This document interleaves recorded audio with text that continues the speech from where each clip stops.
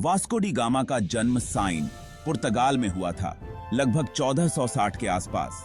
वह एक ऐसे समय में पले बढ़े जब समुद्री अन्वेषण अपने चरम पर था। उनका बचपन समुद्री खोजों के समय में बीता और उन्होंने बचपन से ही समुद्र की विशालता और रहस्यों को जानने की इच्छा रखी। पुर्तगाल इन यात्राओं में सबसे आगे था और वास्को डी गामा ने इस अग्रणी भूमिका को बखूबी समझा। वास्को डी गामा बचपन से ही समुद्र की ओर आकर्षित थे और उन्होंने अपने सपनों को साकार करने के लिए कड़ी मेहनत की। उन्होंने नेविगेशन और शिप बिल्डिंग के बारे में सीखा, जिससे उन्हें समुद्री यात्राओं के लिए आवश्यक कौशल प्राप्त हुए। वो बहुत जल्दी पोर्चुगीज नेवी में ऊपर के पद पर पहुंच गए, जहां उन्होंने अपनी नेतृत्व क्षमता को साबित किया। वो एक कुशल सेलर और एक फियरलेस लीडर भी बन गए, जो अपने साथियों के लिए प्रेरणा का स्रोत थे। वास्को डी गामा के परिवार का पोर्चुगीज क्राउन की सेवा करने का इतिहास रहा है और यह परंपरा उनके जीवन में गहराई से बसी थी। उनके पिता एस्टेवो दा गामा एक नोबलमैन और एक मिलिट्री कमांडर थे, जिन्होंने वास्को को अनुशासन और कर्तव्य की शिक्षा दी। वह कई महत्वपूर्ण तटीय शहरों की देखरेख के लिए जिम्मेदार थे, जिनमें साइन भी शामिल था।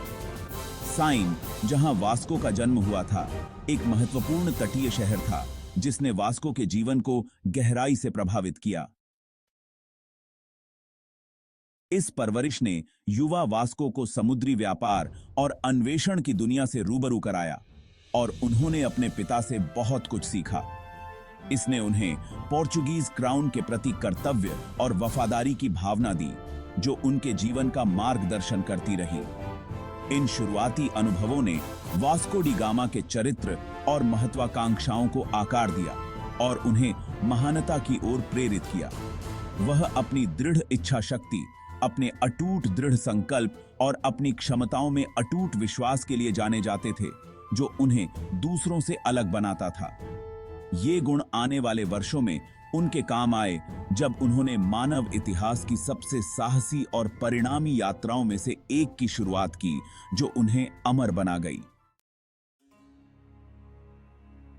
15वीं शताब्दी में मसाले अविश्वसनीय रूप से मूल्यवान थे। ये मसाले न केवल भोजन का स्वाद बढ़ाते थे, बल्कि औषधीय गुणों के लिए भी जाने जाते थे। यूरोप में उनकी बहुत मांग थी। यूरोपीय बाजारों में मसालों की कीमत सोने के बराबर थी। दालचीनी, लौंग और काली मिर्च जैसे मसाले केवल पूर्वी द्वीप समूह में ही मिल सकते थे। इन मसालों की सुगंध और स्वाद ने यूरोपीय रसोइयों को समृद्ध बना दिया। इसे अब इंडोनेशिया के नाम से जाना जाता है।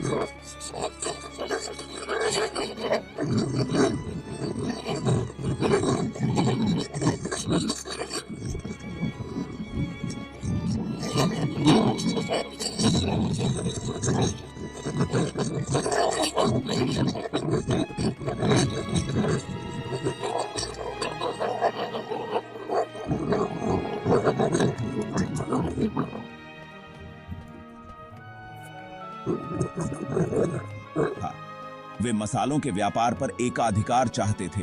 इससे उन्हें पारंपरिक व्यापार मार्गों को दरकिनार करने की अनुमति मिलेगी। वे सीधे स्रोत से मसाले प्राप्त कर सकते थे। तब वे मसाला व्यापार को स्वयं नियंत्रित कर सकते थे। यह उनके लिए एक आर्थिक क्रांति साबित हो सकता था। पुर्तगाल के राजा मैनुअल प्रथम ने वास्को डी गामा में एक अवसर देखा। उन्होंने इस साहसिक कार्य के लिए उसे चुना। उन्होंने उसे भारत के लिए एक नया मार्ग खोजने के लिए एक अभियान का नेतृत्व करने के लिए चुना। वास्को डी गामा ने इस चुनौती को स्वीकार किया। भारत के लिए एक नया समुद्री मार्ग खोजने के संभावित पुरस्कार बहुत बड़े थे। यह पुर्तगाल को एक नई ऊंचाई पर ले जा सकता था। यह पुर्तगाल में अपार धन लाएगा। मसालों से भरे खजाने पुर्तगाल की समृद्धि को बढ़ाएंगे।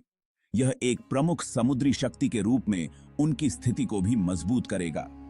पुर्तगाल का नौसैनिक बेड़ा और भी शक्तिशाली हो जाएगा।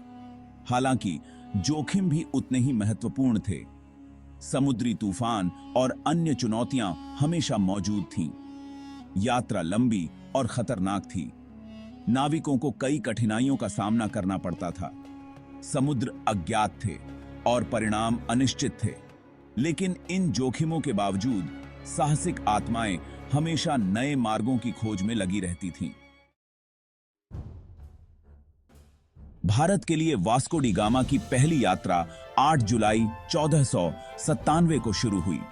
यह यात्रा इतिहास में एक महत्वपूर्ण मील का पत्थर साबित हुई। वह 4 जहाजों के साथ लिस्बन, पुर्तगाल से रवाना हुए। इन जहाजों का निर्माण विशेष रूप से लंबी समुद्री यात्राओं के लिए किया गया था। जहाजों को विशेष रूप से लंबी यात्राओं के लिए डिजाइन किया गया था। इन जहाजों में नवीनतम तकनीक और उपकरण शामिल थे। वे नवीनतम नेविगेशन तकनीक से लैस थे। इनमें एस्ट्रोलैब और कंपास जैसे उपकरण शामिल थे जो उन्हें मार्गदर्शन करने में मदद करते थे। डी गामा के दल में अनुभवी नाविक और सैनिक शामिल थे। ये सभी अपने अपने क्षेत्रों में कुशल और अनुभवी थे। डी गामा की यात्रा लंबी और कठिन थी। उन्हें कई चुनौतियों का सामना करना पड़ा। केप ऑफ गुड होप के आसपास की यात्रा विशेष रूप से विश्वासघाती थी। यहाँ के पानी बहुत खतरनाक थे। समुद्र ऊबड़-खाबड़ था और हवाएं अप्रत्याशित थीं। यह यात्रा को और भी कठिन बना देती थी। डी गामा और उसके दल को तूफानों, बीमारियों और भूख का सामना करना पड़ा। इन समस्याओं ने उनकी यात्रा को और भी चुनौतीपूर्ण बना दिया। इन कठिनाइयों के बावजूद वे आगे बढ़ते रहे। उनका साहस और दृढ़ संकल्प उन्हें आगे बढ़ने के लिए प्रेरित करता रहा। उनका दृढ़ संकल्प रंग लाया। अंततः वे अपने गंतव्य तक पहुंचने में सफल रहे। केप ऑफ गुड होप को पार करने के बाद डी गामा का बेड़ा अफ्रीका के पूर्वी तट पर रवाना हुआ। यह उनके लिए एक महत्वपूर्ण उपलब्धि थी। उन्होंने रास्ते में कई पड़ाव बनाए।